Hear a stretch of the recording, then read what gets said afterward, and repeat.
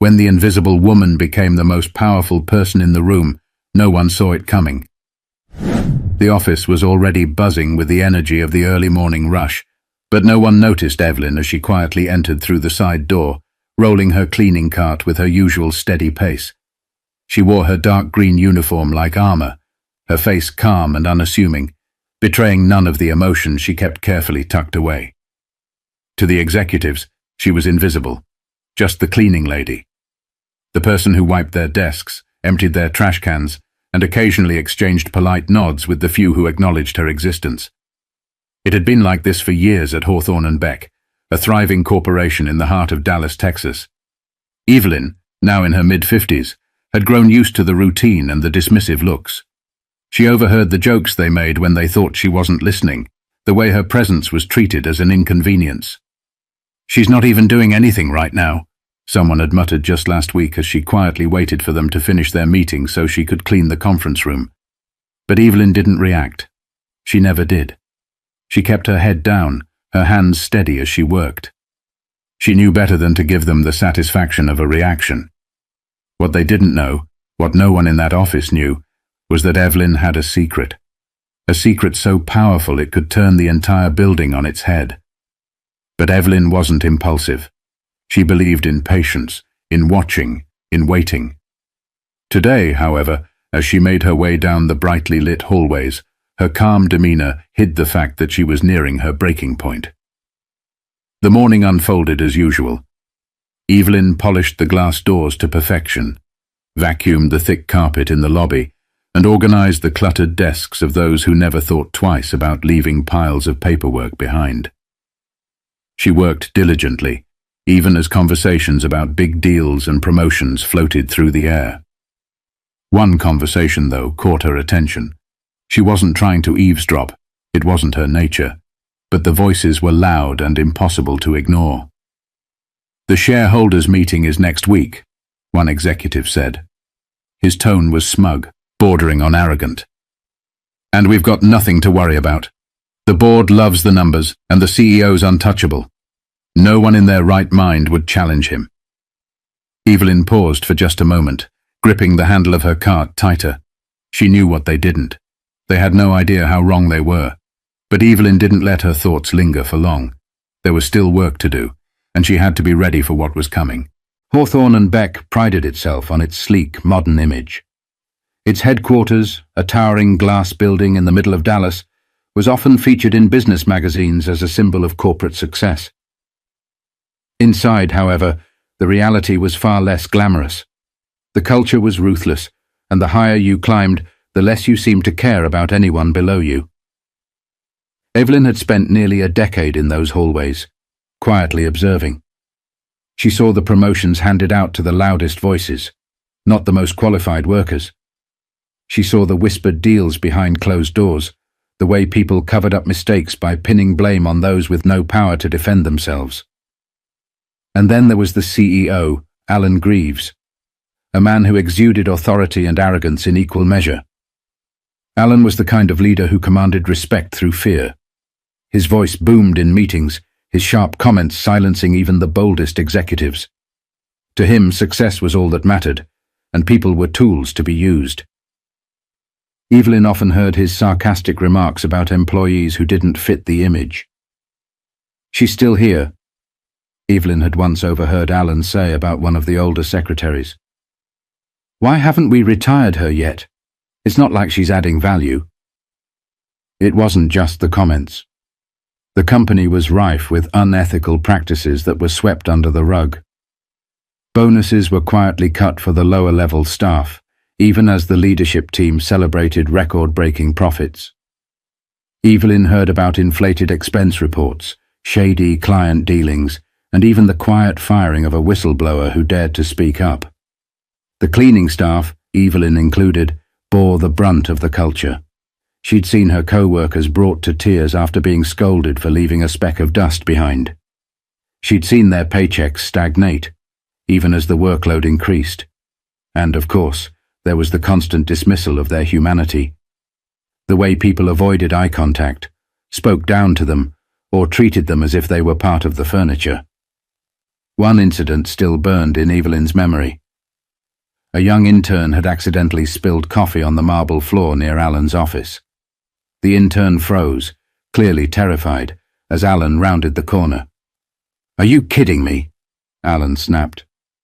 His eyes darted to Evelyn, who had just walked by with her mop and bucket. "Clean this up," he barked at her, as if she were at fault. She didn't say a word.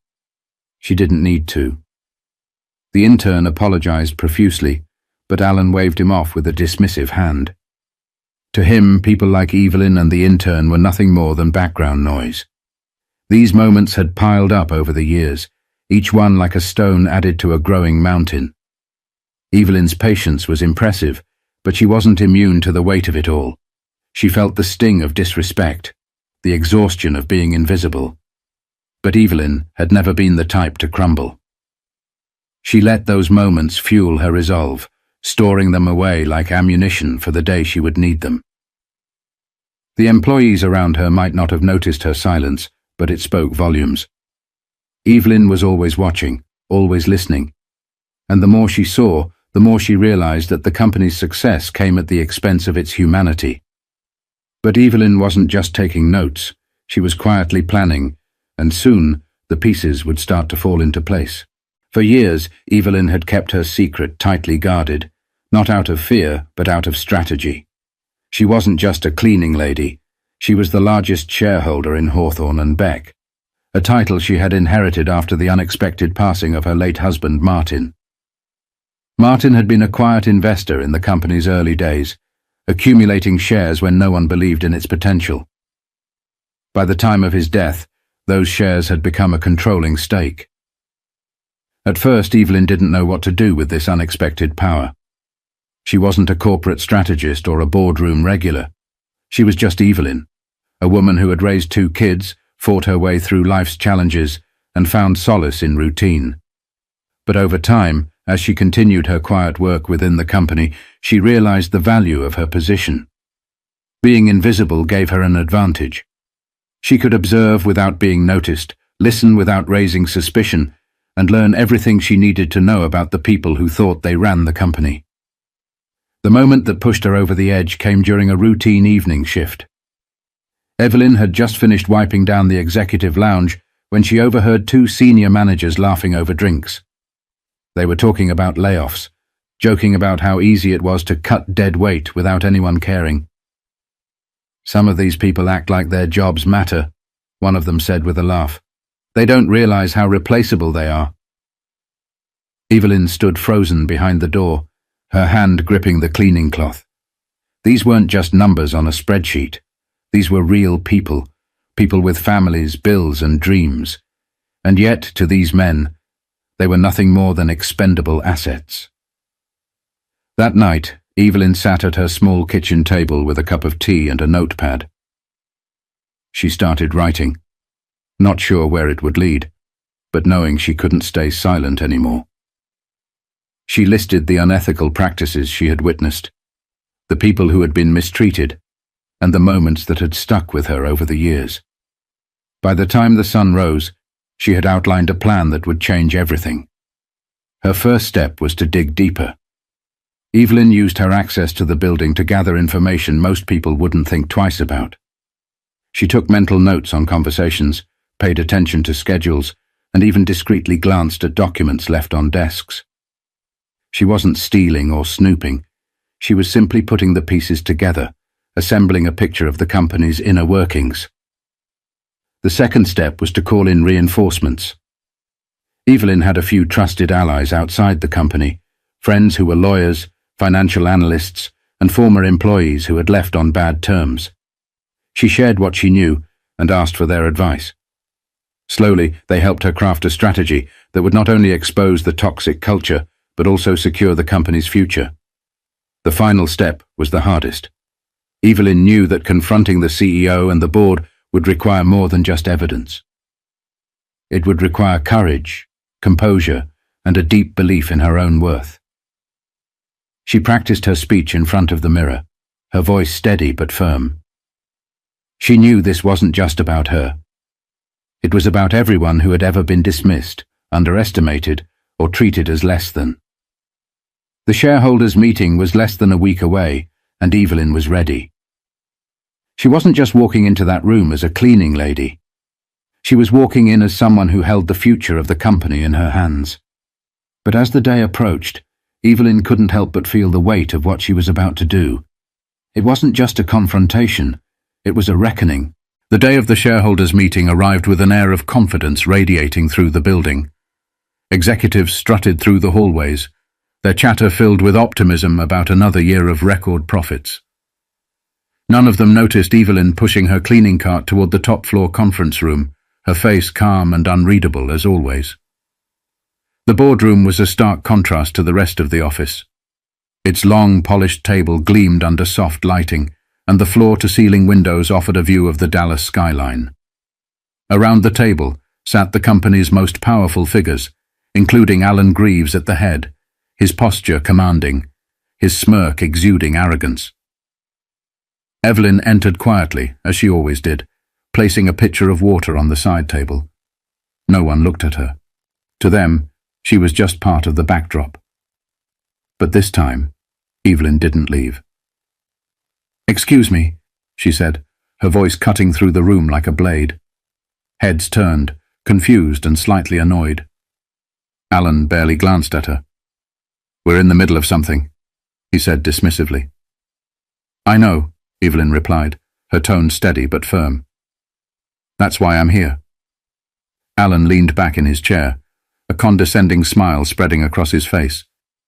"Unless you're here to clean up after us, I suggest you leave." Evelyn didn't flinch. Instead, she stepped forward, pulling a folder from her cart and placing it on the table.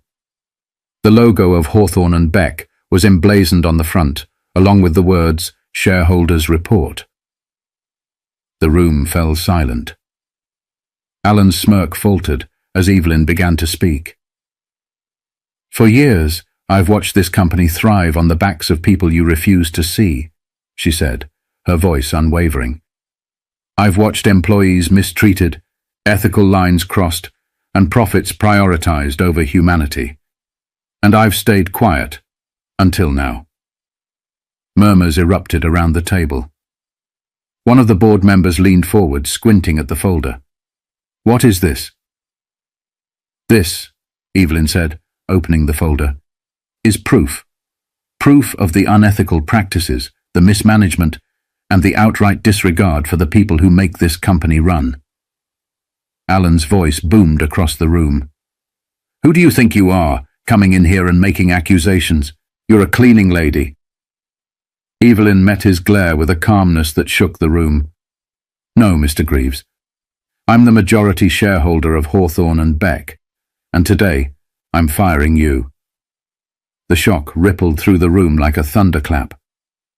Alan's face turned pale, his confident demeanor crumbling as the words sank in.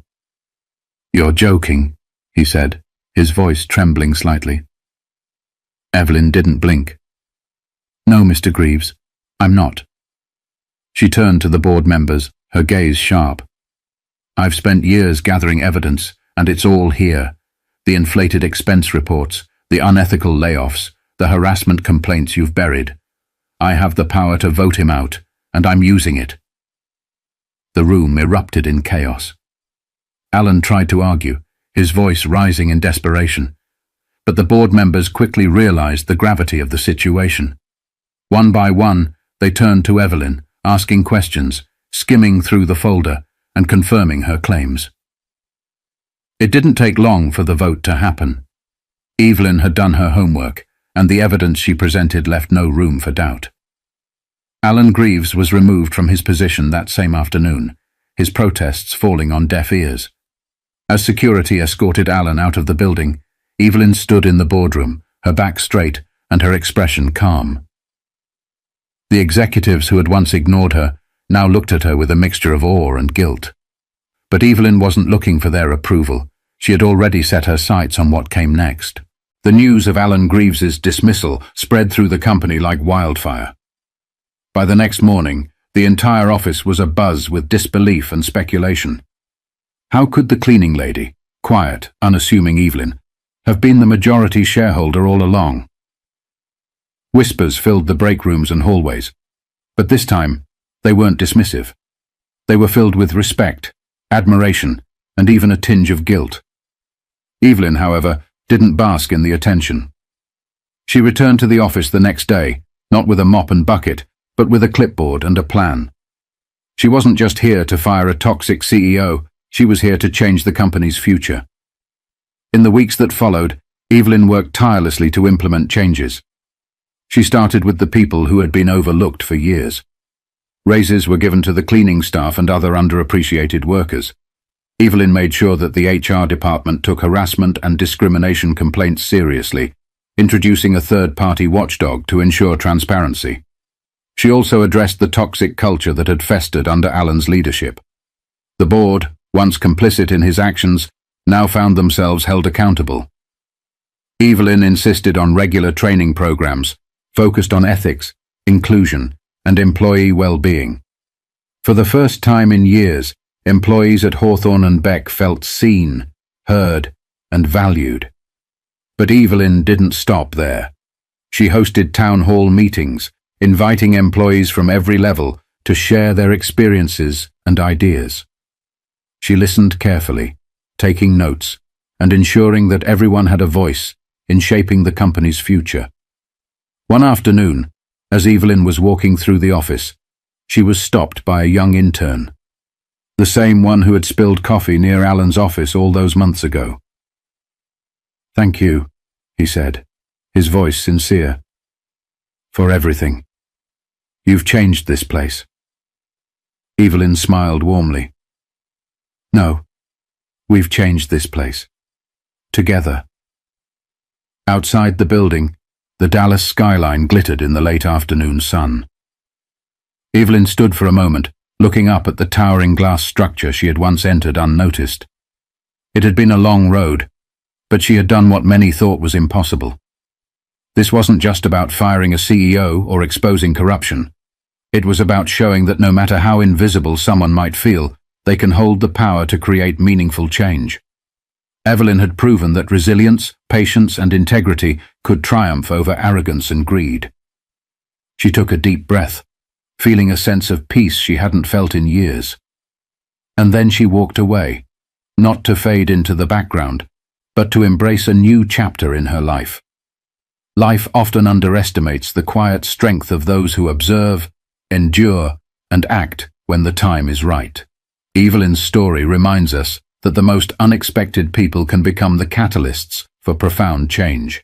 If you found her journey inspiring, don't forget to like, share, and subscribe for more stories that prove the power of resilience and justice.